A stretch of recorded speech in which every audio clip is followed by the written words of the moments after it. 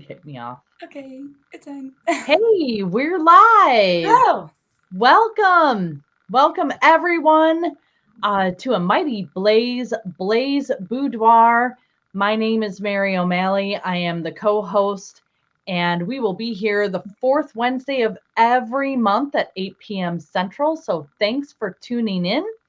Tonight we are super excited to be hosting Tessa Bailey. And as we get started, a few words about the Blaze. If you're a regular who's always at the party, welcome back. If you are new to the Blaze, thanks for joining in. And please know that we are a team of 35 creative professional volunteers connecting writers and readers in the age of COVID and beyond. If you like what you see here, please join us next month, but also give us a like and a follow on Facebook, Twitter, YouTube, Instagram, anywhere you see us. We would appreciate that. And please do go to our website and sign up for our newsletter. Our website is mightyblaze.com. Our newsletter will make sure that you are in the know for all our upcoming events. We have shows almost every day of the week, and we have shows covering every genre.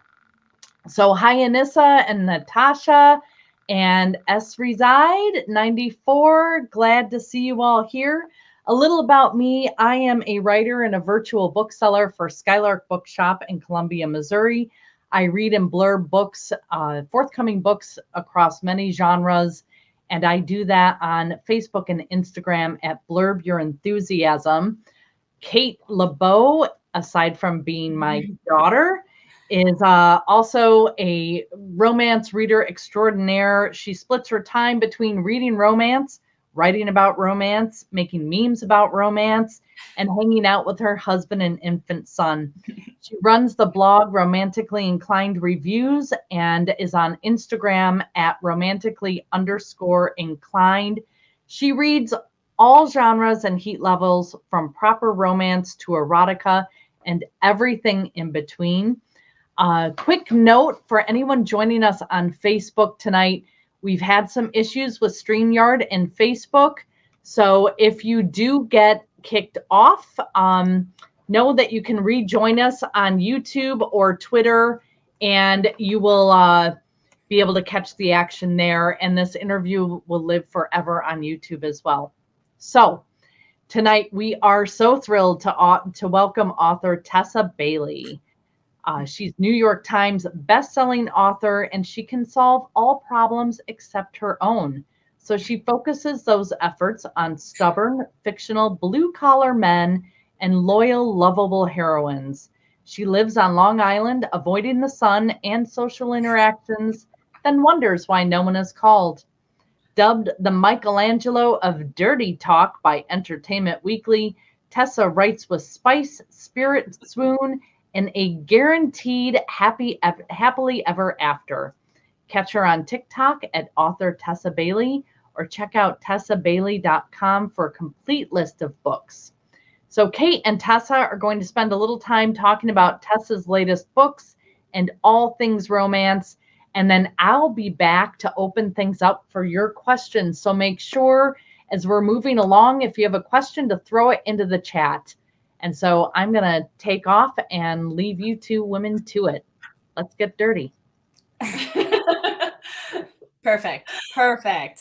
Okay, I just want you to know that these are my notes for you.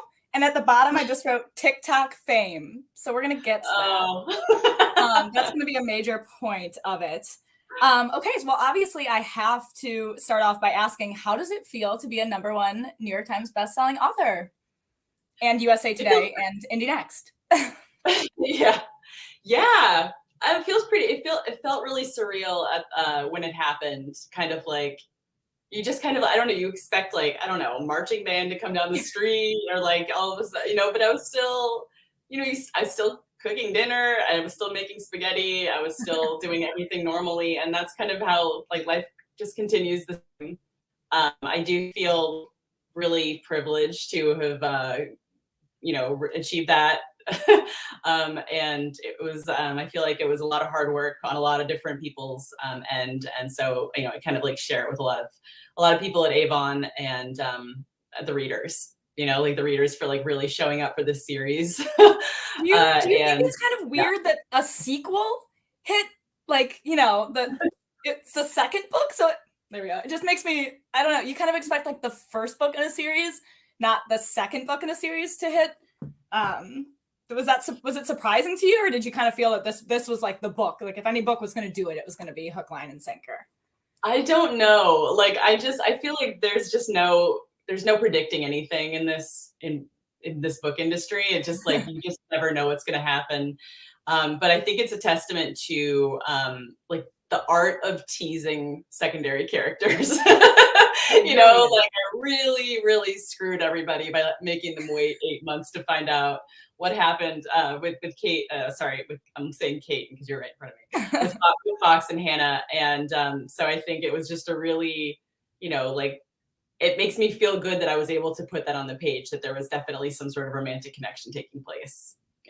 Yeah, I when I was reading It Happened One Summer, I mean, I loved It Happened One Summer because I love Schitt's Creek, and I know that was kind of like a little bit of an inspiration for Piper. But like the minute Fox and Hannah like came onto the scene, you were like, every reader was probably like, fuck, like I have to wait. Like you're like halfway through the book and you're like, oh God, I already want like this next book so bad. And so when I got it, so that's an issue with being an ARC reader, is I got this book like probably like I don't even like 6 months before it came out, and then I told everyone about it, and then everyone was really mad because they're like, it doesn't come out for 6 fucking months. Like, why are you telling me about it? Yeah, it's like lock your doors. People were like, don't tell me about this book. Like, wait, and I was like, I can't wait. It was so unbelievably good. Obviously, everyone agrees with me because thank you very much. I just I don't know which book I love more. It's really hard to say. It kind of feels like one big book to me, you know. It just I feel like the continuation of a story from one book to the next. And it didn't feel, I mean, although the books do have kind of the different tones, you know, but it just feels like I was telling the Bellinger sister story, and it doesn't really feel like it's a separate entity in a way. Yeah, I love my favorite, well, not my favorite thing about them, but what I really loved is that, like, you're right, it felt like a continuation of one story, but they were so different and the heroes were so different that it was really like, just like kind of like a perfect melding of like two opposite types of relationships. Like you have Piper and Brendan were like almost like explosive in a way. Like they were just very much opposites attract, but then Fox and Hannah, you have these like two very similar souls kind of coming together. So they're two very different books, but you're right. They're just, it's like just flowing from one story right naturally into the next. It was almost a little bit like a cliffhanger, you know, like It Happened One Summer, you know, because like he leaves her the record. I think what it really comes down to is that when I like, for some reason, when a reformed playboy gets taken to his knees by like the girl next door, like that always is like, that's my catnip. That's like, everyone's dream.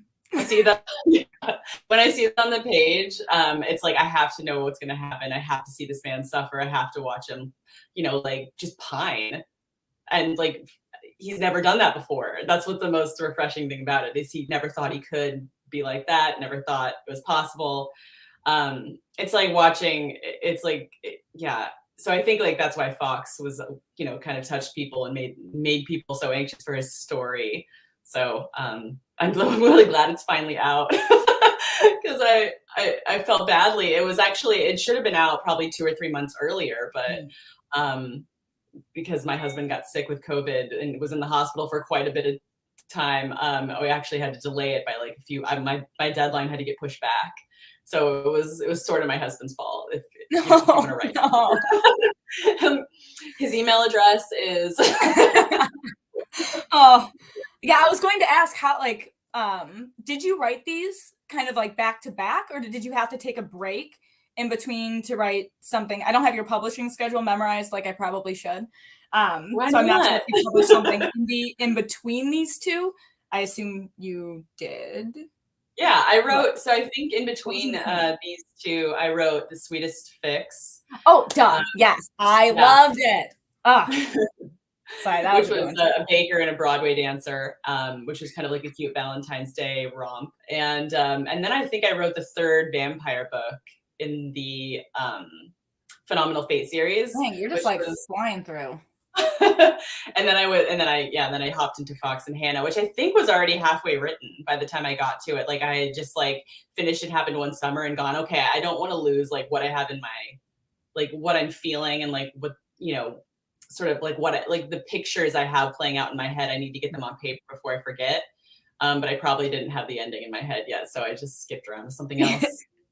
Yeah, that makes sense. I feel like, I was going to say, like, I feel like there'd be a part of you that just like would want to take like a breather. But then like when they're so closely linked, you're kind of like, I don't want to forget any of the plot pieces I need to carry over or anything like that.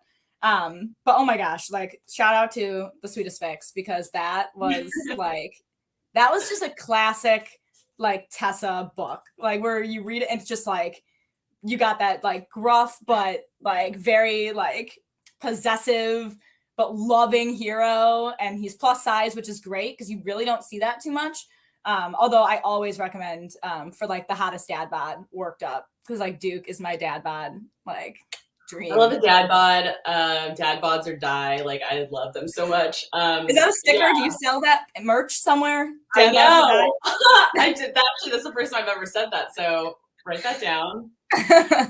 But yeah, and also it was love at first sight. And I feel like that is really kind of like something I will never be able to stop writing. I don't know. Like I love insta love. I'm an insta love junkie. I want the hero to fall in love with the heroine the second he lays eyes on her. So I don't understand people or trust people who don't want that. They're like, I want to see the natural progression. I'm like, I don't have 6 years to read a natural progression of a relationship. Like, no, I want them to like fuck like 12 pages in. And you do provide that on a number of occasions. Well, although it does make it hard though, in like in friends to lovers situation, like Fox and Hannah and Hook, Line, and Sinker, when you're like, he's in love with her from the first page, obviously.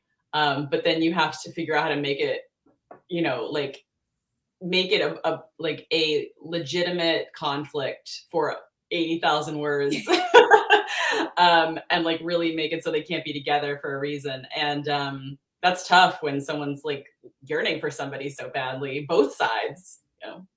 I think in my review I wrote, this is a slow burn by Tessa standards.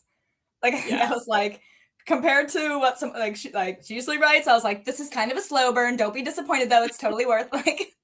Yeah, no, I had to, like, you know, there was like, I think there was a couple of times where I had them doing like physical activity in the book way earlier than it actually happened, like in the final product. And it like just didn't feel right because Fox was like not emotionally ready for that. Like, and it was going to be almost like not wasted, but like the moment was going to be so much better when he was like, when he really kind of felt his worth a bit more and trusted Hannah a lot more. And I just like, I was like, just wait, just do it. Just like, you know, put your horniness aside for 5 seconds and like, let these people like really connect and really start to like understand each other better before they do it. I was just like, Fox is such, I felt like he really, like, you have a lot of really amazing heroes, but I felt like there was something different about Fox. And I wonder if that's why like the book was just like exploded, was because he was like, you know, he's the same alpha male that you like to write, you know, where he's like confident and at least on the exterior, he's confident and he like is charming and flirtatious and like really like, you know, has that low key like possessiveness right at the start with the heroine and like this protective nature. But like he was like, it's kind of like, I know you've kind of touched on this in other books, but like the like focus on toxic masculinity and just like the harm that does to men. Like I think like this, it was very overt in this book. And was that like an intentional move? Did the story kind of like write itself into that? Does that make sense? Yeah. My mind is like, I just really loved that like you have on the exterior this like man who's confident in all the things I said, and yet on the inside he's like suffering like so greatly about having how much of his worth is placed on his like appearance and what he can do for women in the bedroom, and not on his like self-worth as a human being. Yeah, I mean, I think he like I definitely didn't set out to write a book about toxic masculinity. Like I just didn't, that wasn't really at the forefront of my mind. I didn't that wasn't the plan. I often don't really understand my characters like fully until I get almost 75% of the way through the book, and then I'm like, I finally dug into that final layer and understand them better. And then like a lot of times I'll have to go back and like really reinforce those vulnerabilities and their motivations from the beginning. And with Fox, it was like that. It was just kind of like, why is he like this? And I had to let him tell me in his own time. I really like let my characters evolve as organically as I can, because that's just how I don't know, probably because I'm too lazy to plot. And also I just feel like it really just makes them more authentic when like you are kind of learning along with them. You're not telling the reader what they should be seeing in your character. You're letting them see it in real time, kind of like, because that's what you're doing. Mm-hmm. That's just kind of how I've always done it. And I think as I get older, I'm starting to be more like a thing of weaknesses in men, whereas I feel like when I first started writing romance, I was like, no weaknesses, alpha male, he doesn't have feelings. Just like, and I was like, no, like men were so kind of like, they had to be so strong for me to find them attractive. And now I think as I'm like maybe just more mature as a person, as an author, that I'm like, they can be weak and still be so like even more attractive and more like it's just more interesting. And so I think my heroes like more and more recently seem to be kind of have traumas and being a little bit more vulnerable than usual.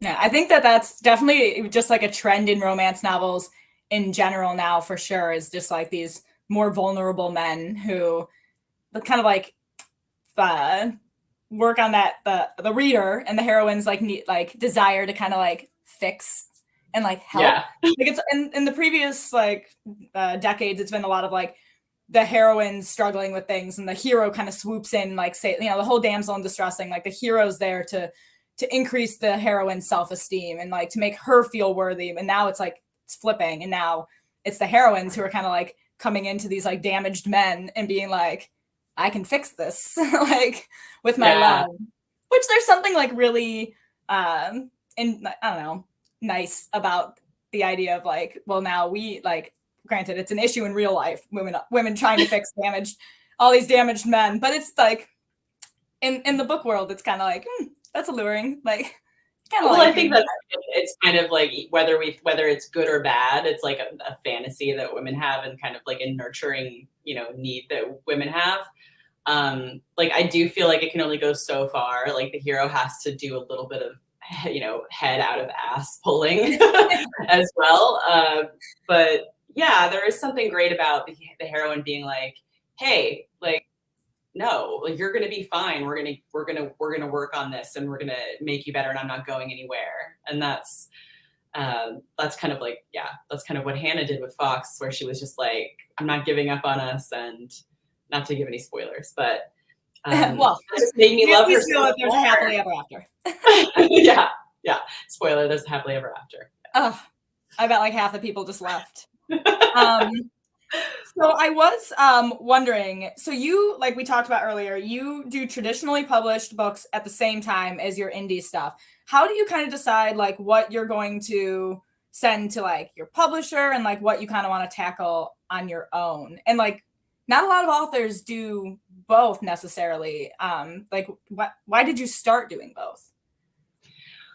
Because I can't take breaks. I write so much, and if I'm not writing, I feel very like at loose ends. And so I'm just always wanting to have a project, and I'm always thinking of the next project. And so how it works is basically I'll pitch a series to my publisher. Like I'll pitch them a contemporary romance series, and they will buy it or they'll buy the series and they'll give me release dates. And then I'll be like, okay, so there's an 6 to 8 month gap in between there. Like, I definitely want to do something creative, like that I have total control over, and like something totally fresh that I hadn't done before in between that.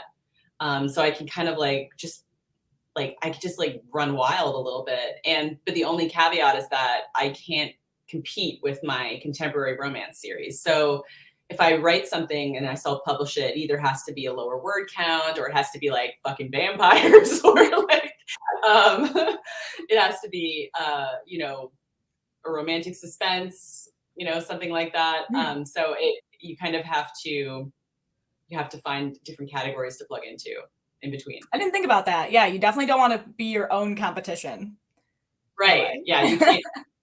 They call it cannibalizing your own sales, which is, you know, like if I put out a book that was exactly like It Happened One Summer, and the same length and the same word count, then it would take away from like kind of the specialness of the series that I've done with Avon.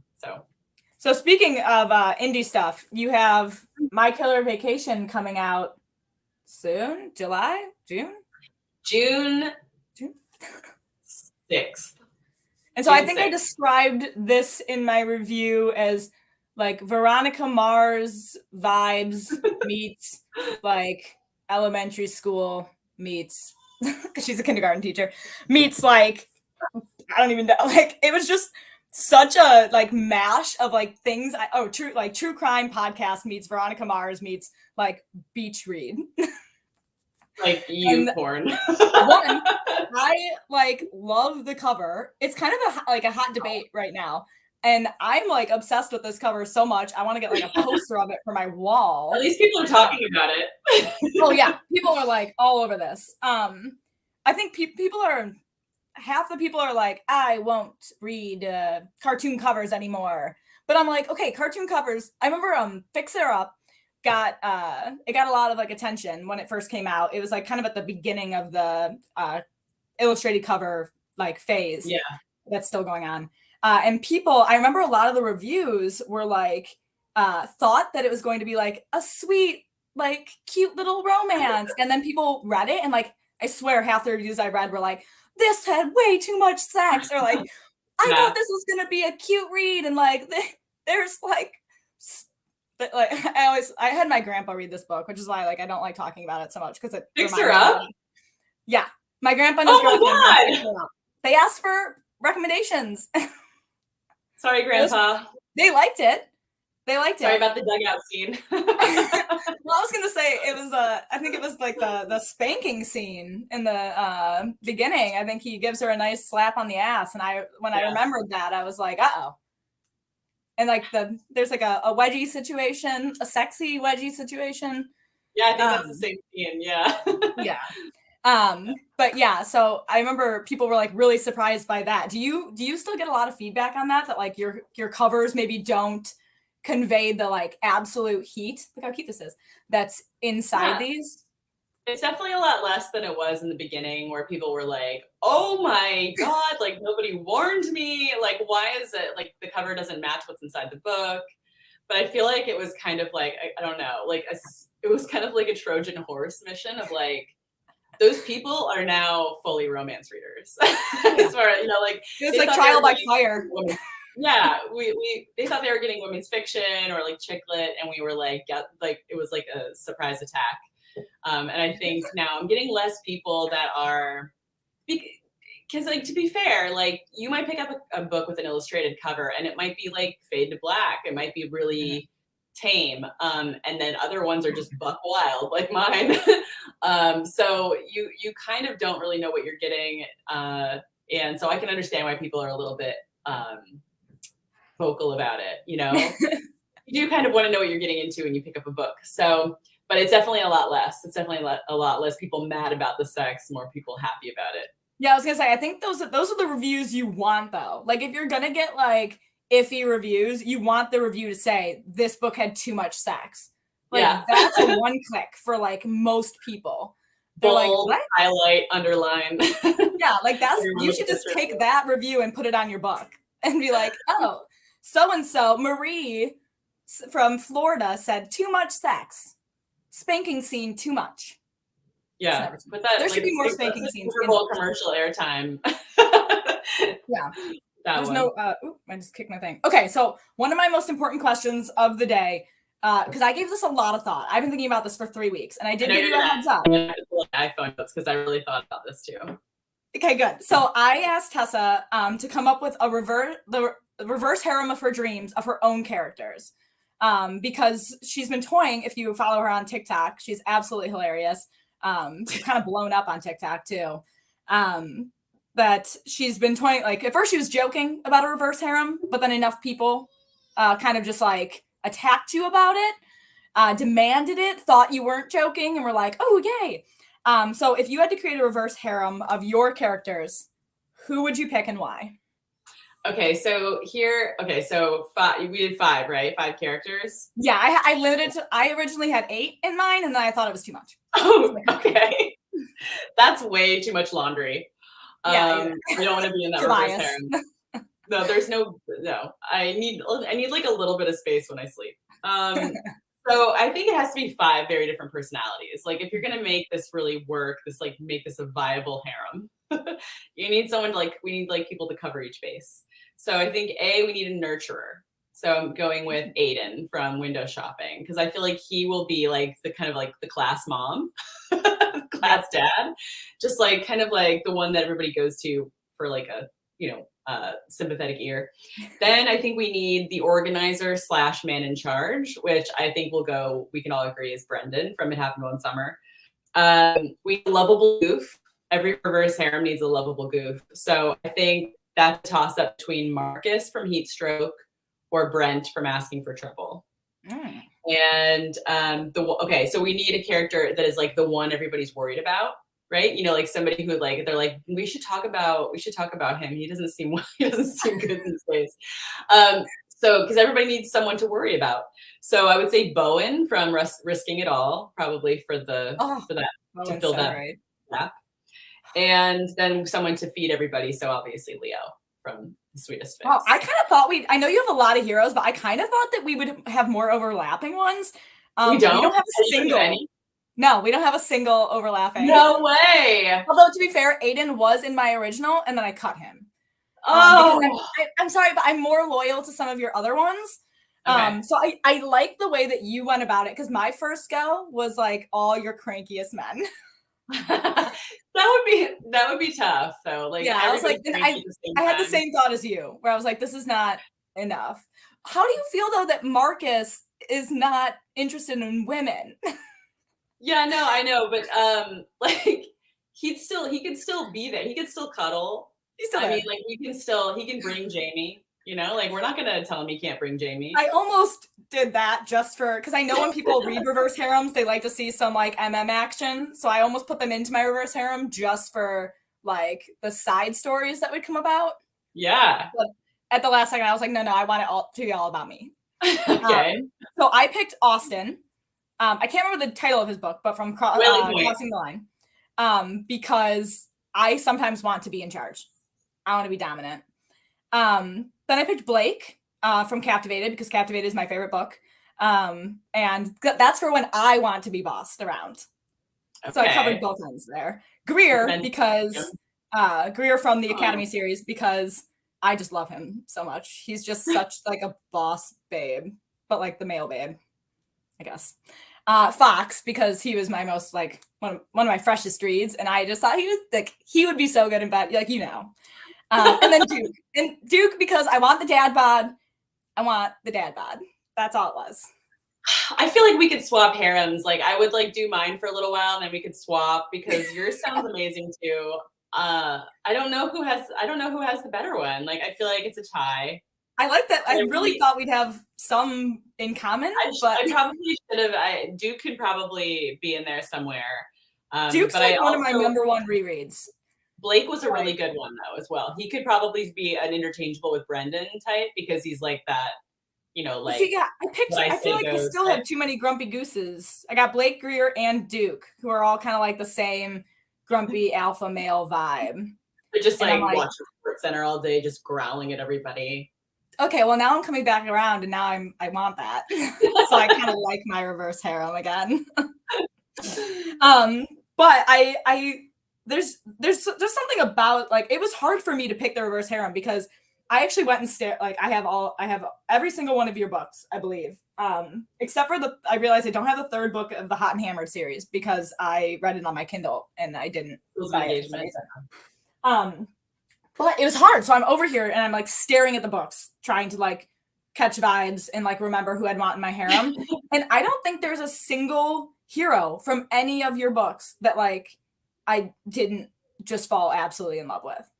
But I'm excited for the as I was reading this book, I was messaging Tessa because I didn't pay attention on her Facebook group, and I was like, "Does the brother get a book?" Yeah, like because he's like, I was just like, "Does he?" And it's gonna be another that will be your third. Yeah. And I was just, and then she was like, "Yes," in my Facebook group. I said it, and you didn't say that. My friend Shayna was actually like, "She said it in her Facebook group, you idiot." Why aren't you paying attention to all my platforms at all times? No, he's definitely getting a book, but like now, like the reverse harem, like the sort of, it has like knocked it up. So like I won't be writing it for a little bit longer because I really like now that's all I can think about is this reverse harem. Like all I want to do is write it. And I had like several projects I had to do first, and I was just like, God damn it! Like I just want to write this book. If anyone can do it justice, like it will be you, though. Well, I want to be worried. So it's a rom-com. Like like I feel like that's what's gonna make it. Like that's what's gonna make it a book that I wrote. You know what I mean? Like I could write something that's just like satisfying in that way, but like I have to write something that's kind of funny. That's sort of like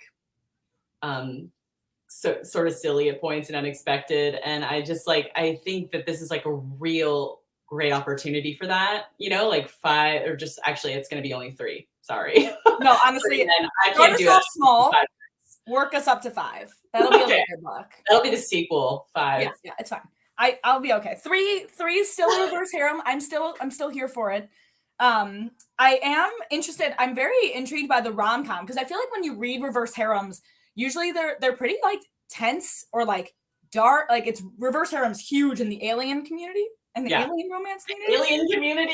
and the alien lovers community, which also you have not yet touched. You've touched the vampires and like the paranormal, but we're all still waiting for you to branch into monster erotica. We'll wait later. It'll come later. Look, it's only a matter of time.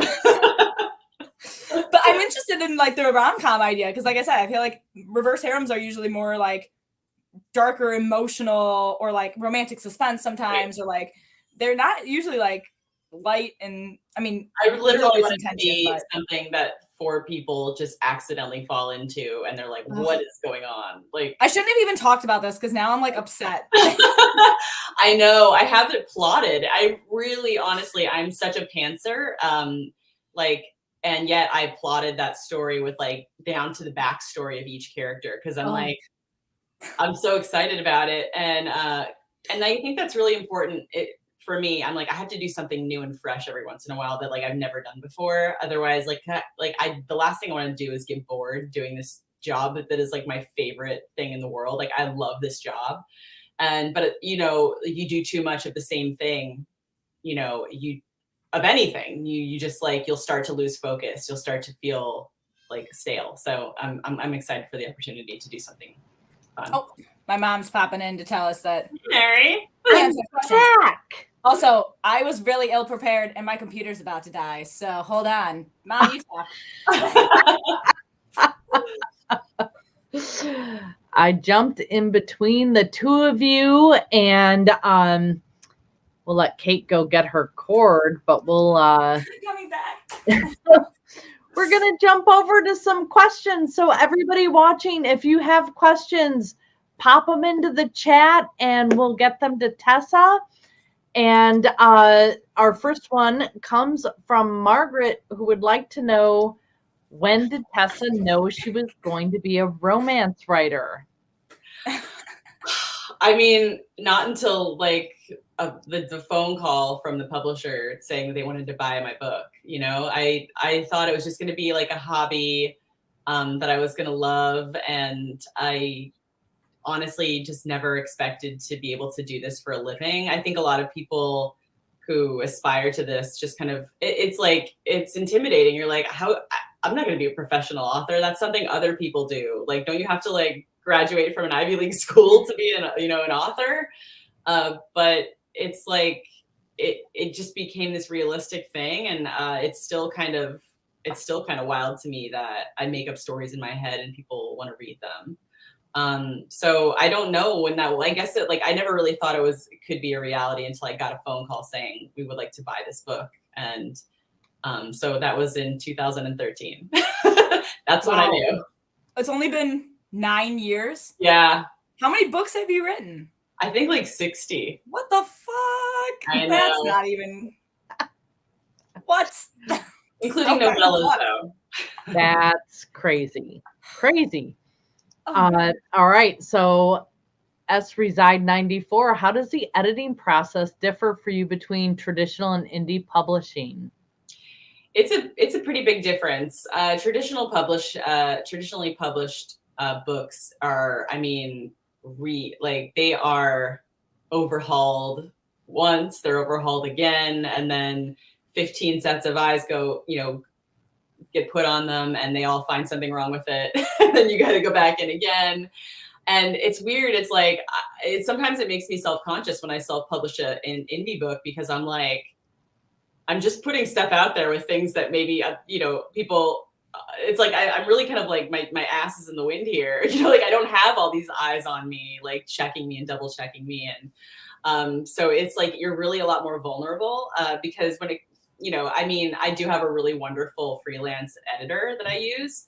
But she's more like, I think she kind of like takes a more, just sort of like a organic approach like I do, where it's like, it's not so much a fine tooth comb as like, it's more broad strokes. And so the indie editing process is a lot faster and easier.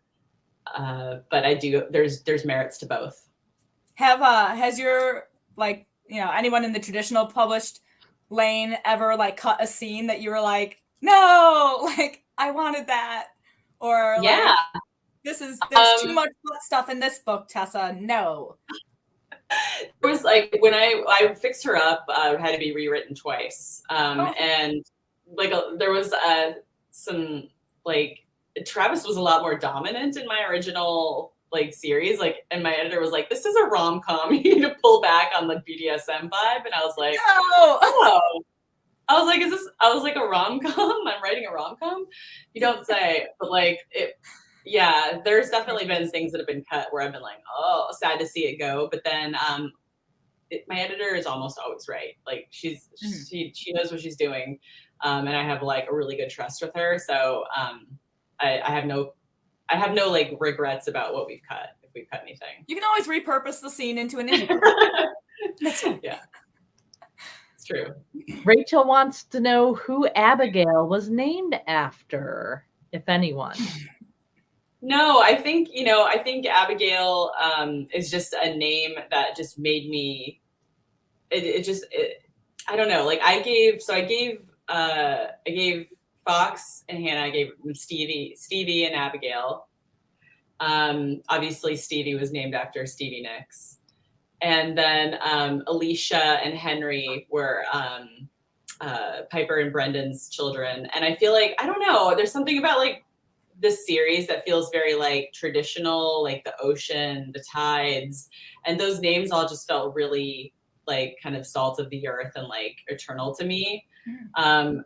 So that's kind of, they just came to me. I don't know, like Abigail wasn't named after any particular person. I could lie and say there was a great grandmother in there, but it's just a name that I thought that these characters that I created would definitely choose. And that's pretty much it. I feel like I'm interjecting my own questions into the audience questions, but has a character ever been named after someone in your life? Or like, have you ever written a sworn enemy into the book and like made them die? I don't know. There's a lot of evil mothers in my book, so take that for what you will. I'm just kidding. No, I can't post on my Facebook page. It's a joke. Don't listen. Well, don't listen. Don't listen to Tessa's mom. So I have this is a long question, so I'm not going to put it on the pop-up there. But Liz said she's never read romance. Growing up, you always had the books with the steamy covers, which didn't really appeal to her. Then she was working in a library from her 20s, and the older ladies checked out all the Jane Ann Krentz and Danielle Steele books. But now she's intrigued at this elder stage as to what she might have been missing. So I'm going to ask this of each of you. For somebody who's gone their whole life and they've kind of turned away from the romance genre, but now they're thinking maybe there's something there. What would each of you recommend? Who would you recommend that person start with? Or what title, what author, what are you thinking? Oh my goodness. Kate, you go first. Oh, God. I'm like look at my bookshelf slowly. Well, okay, there's a lot of questions that I ask before I make a recommendation so that I know that I don't mess up said recommendation. And a lot of that is the heat level. Because, if I was going to recommend, I always recommend Tessa's books to, everybody. But if you don't want a lot of kinky stuff happening, then that's probably maybe not the place to start. Not the gateway drug of books. I really, you know what? If you're open to the LGBTQIA plus friendly books, I really liked Boyfriend Material by Alexis Hall. I thought it's fade to black, but it was, I don't know. I like to recommend that to people who are ready to start reading, because I feel like if you don't normally read romance, I feel like fade to black is pretty safe. So I might go there. And then that leads into more rom-coms, which is going to lead you to Tessa anyways. So excellent. Yeah, maybe somebody like her, Second First Impressions by Sally Thorne. Kind of is a warm bath of a book that kind of is an introduction to I feel like rom-coms and romance. It's a slow hand, kind of holds your hand, and it's also, I was gonna say The Hating Game, but I just feel like for a first time. No, I agree. Yeah, might be a good choice. Or even historical romance, if you I love Sarah McLean or Kerrigan Byrne, or there's so many good historical romance authors that I think some people kind of think it's going to be this flowery, over the top, language. But it's so accessible and it's so enjoyable. Julia Quinn, Bridgerton blowing up. It's obviously it's just the best. And it just really depends on what interests you and what heat level you're comfortable with. And I think that better recommendations could. Yeah. Second First, that was a good one. So Liz, you can find Kate on Instagram or Facebook at Romantically Inclined, and you can tell her a little more about what you like to read, and she will personalize some recommendations for you. And I think these are, Alexa said Tessa Dare is her favorite intro to historical romance to recommend. Wonderful. Yeah. Yeah, someone actually messaged me recently asking for books just like Tessa Dare. He said that he loves her books, but he's never found somebody to with a comparable level of or version of humor that she kind of has in her books. Yeah, and I don't read too much historical. I read a lot of Cat Sebastian, and Sarah McLean are my two. But and I asked my friend Katrina because she loves Tessa Dare, and she was like, no one. Quite hits the same as Tessa Dare. Awesome. Well, I think that is all the time we have tonight. I want to thank everyone for joining us. Remind you that you can get signed copies of Hook, Line, and Sinker from booksaaremagic.net. That link is in the chat.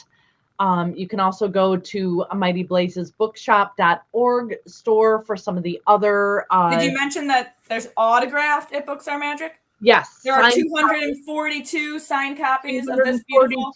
As of an hour ago.